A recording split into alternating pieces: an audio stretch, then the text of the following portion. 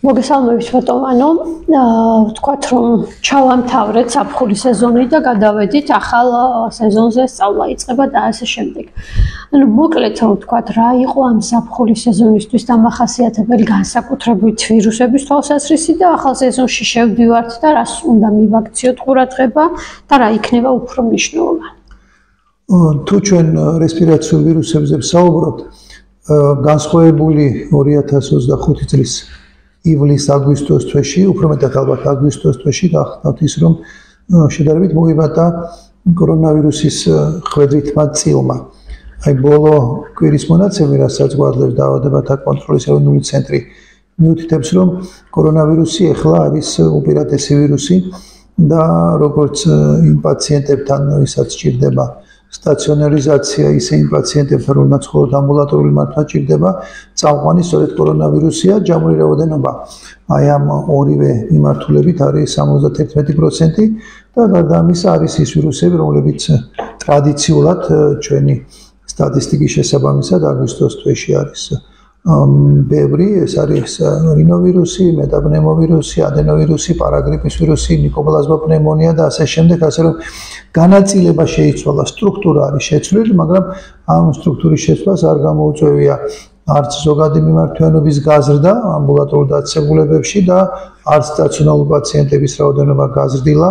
თუ გადავხედავთ ამ მაჩვენებლებს, ბოლო კვირეების განმავლობაში, ზაფხულის განმავლობაში სტაბილური ციფრია 100,000 მოსახლეზე ინფიცირებულებს გულისხმობდა, სადღაც 60-ჯერ ნაკლებია, ვიდრე იყო ზამთრის განმავლობაში. ანუ ყველაფერი ის, რაც შეიძლება ეხლა ერთი სიტყვით შეფასდეს, არის კონცენტრირებული უბრალოდ ერთი ტიპის ვირუსის უპირატესობაზე, სხვა ტიპის ვირუსთან შედარებით, მაგრამ ეს არ არის გამოუწვევი რაიმე განსაკუთრებული მაღალი მომართვიანობის არც ამბულატორიულ, არც სტაციონარულ სექტორში. აი კორონავირუსი ახსენეთ წამყვან ვირუსად და მიმდინარეობა მისი როგორია? მიმდინარეობა არის ისეთივე, როგორიც იყო ბოლო 3 წლის განმავლობაში, გულისხმობ ომიკრონის ერთ-ერთი ქვევარიანტია გავრცელებული და მას არ ახასიათებს დაავადების მიმდინარეობის მიხედვით მდგომარეობის დამძიმება, ფილტვის ანტების განვითარება, საავადმყოფოში მოხვედრის აუცილებლობა, ჩვეულებრივი სტანდარტული ისეთი ტიპის ვირუსია, რომელიც ძირითადად შეიძლება გაციების მსგავსი სიმპტომატიკა გამოიწვიოს, სწორედ ამიტომ არის ეს ვირუსი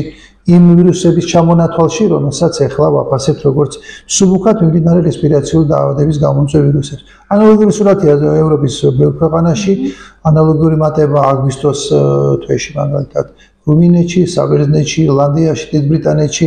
ანუ ეს არის ის მატება, რომელიც შეიძლება ამ თვალსაზრისით ეპიდემიოლოგებისთვის, ვირუსოლოგებისთვის იყოს საინტერესო, მაგრამ საზოგადოებრივი ჯანმრთელობისთვის მას არანაირი მნიშვნელობა არ აქვს, ვინაიდან ეს არ არის ის მატება, რომელსაც შეიძლება მომართვიანობის გაზრდა გამოიწვიოს. თუმცა იმ პირებში, რომლებთაც გარკვეული ფონი აქვთ კრონიკული დაავადებების და ჩვენ ამაზე ხშირად ვსაუბრობთ, ვთქვათ, გულის კრონიკული დაავადება, ფილტვის კრონიკული დაავადება, მაინც უმჯობესია ყურადღებით იყვნენ, ვინაიდან ამ შემთხვევაში, რა თქმა უნდა, ექიმი ვერ შესთავაზებს მას განსაკუთრებულ მართვას, ვინაიდან მართვა ისეთივეა, როგორც სხვა ტიპის ვირუსების დროს, ეს არის დამხმარე თერაპია, სიცხის კონტროლი, დამატებით სითხის მიცემა და ასე შემდეგ, მაგრამ ის რაც ახლა კონკრეტულად ამ ვირუსთან დაკავშირებით შეიძლება ითქვას, ეს არის იგივე ვარიანტი, ომიკრონის ქვევარიანტი, რომელსაც არ ახასიათებს მძიმე მიმდინარეობა და ძირითადად იწვევს რესპირაციული სისტემის მსუბუქ დაზიანებას.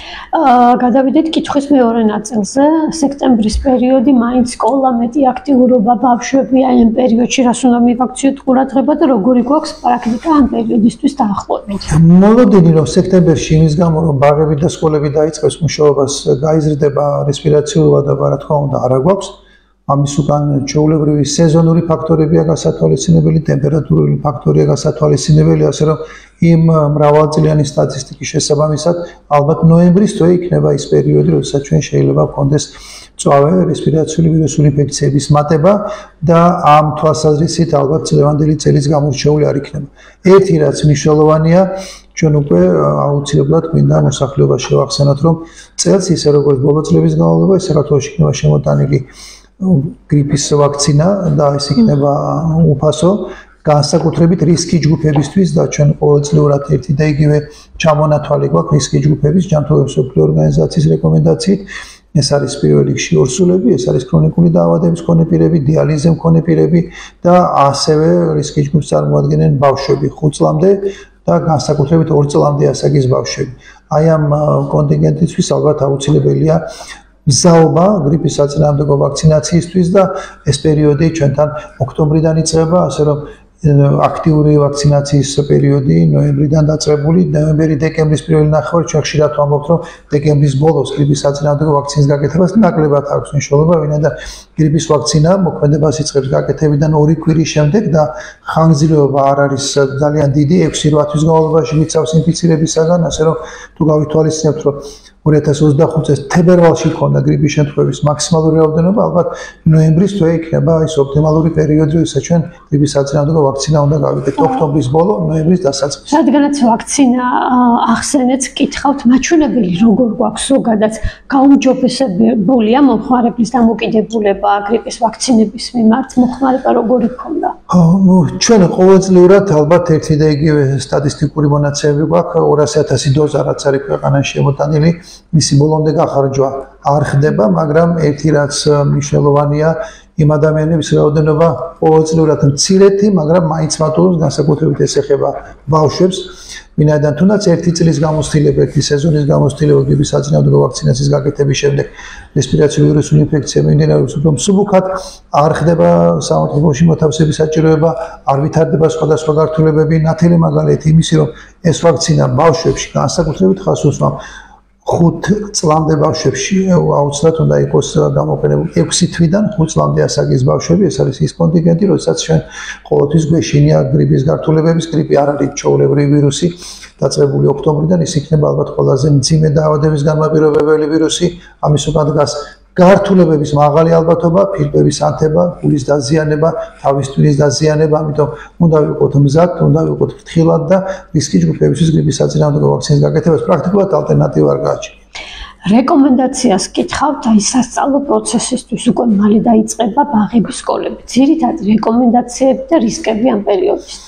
რეკომენდაციები ალბათ იქნება სტანდარტული, ეს ეხება ზოგადად იმ რეკომენდაციების დაცვას, რომელსაც ჩვენ ძალიან კარგად ვიყენებდით კორონავირუსის პანდემიის დროს, ეს არის სასწავლო ოთახებზეა ძირითადად საუბარი, სასწავლო ოთახების ხშირი განიეობა, აუცილებლად ხერების ჰიგიენა, აუცილებლად უნდა იყოს გათვალისწინებული ერთი მარტივი ფაქტი, რომ ვისაც ჩვენ ვსაუბრობთ რესპირაციულ ვირუსზე, რესპირაციული ვირუსი ეს არის კონტაქტური გზით გადამდები ვირუსი, როდესაც გადაცემა ხდება ახლო კონტაქტის, ვთქვათ 1-2 მეტრის რადიუსში არსებული კონტაქტის შემთხვევაში.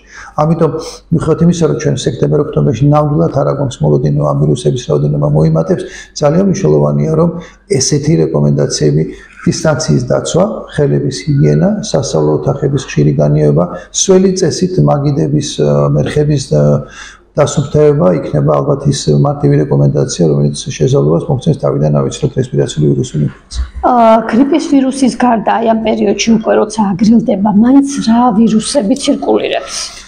ჩვენ ბოლო წლების განმავლობაში მაღალი ქონდა რესპირაციული სინციტიული ვირუსის მაჩვენებელი. საბედნიეროდ ზაფხულმა გაიარა ისე, რომ ამ ვირუსის აქტიურობა არ ყოფილა მაღალი, თუმცა ალბათობა იმისი, რომ რესპირაციული სინციტიური ვირუსი ისევ ბევრი იქნება. არსებობს, ეს არის ვირუსის განსაკუთრებული ფორმა, რომელიც ძირითადად ქვემოს სასუნთქზებს აზიანებს, ეს არის ფილტვები და წვრილი ბრონქიოლები. განსაკუთრებით ეს ეხება 2 წლამდე ასაკის ბავშვებს, სადაც ვითარდება ისეთი მძიმე დაავადება, პოტენციურად მძიმე დაავადება, როგორც არის ბრონქიოლიტი.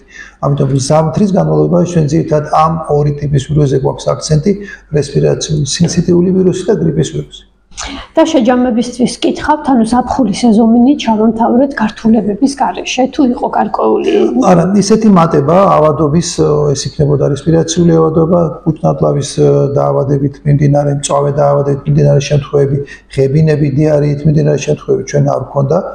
იყო სტანდარტული, რაც აუცილებლად სეზონთან არის დაკავშირებული, მაგრამ რაც სერიოზული აფეთქება ნამდვილად ამ პერიოდის განმავლობაში არ ყოფილა, რაც იმას ნიშნავს, რომ ჩვენ თანდათან ალბათ უფრო მეტ ვსწავლობთ, უფრო მეტად ვიყენებთ იმ რეკომენდაციებს, რომელიც ეხება თერმულ დამუშავებას, პროდუქტების, ხილისა და ბოსტნეულის კარგად გარეცხვას, ხელის ჰიგიენას. ეს ისეთი მარტივი რჩევებია, რომლის დაცვის შემთხვევაში ზაფხულიც კი ჩაივლის დიარეისა და ღებინების გარეშე, რაც წარმოადგენს ზაფხულისთვის ერთ-ერთ ყველაზე მნიშვნელოვან სიმპტომს.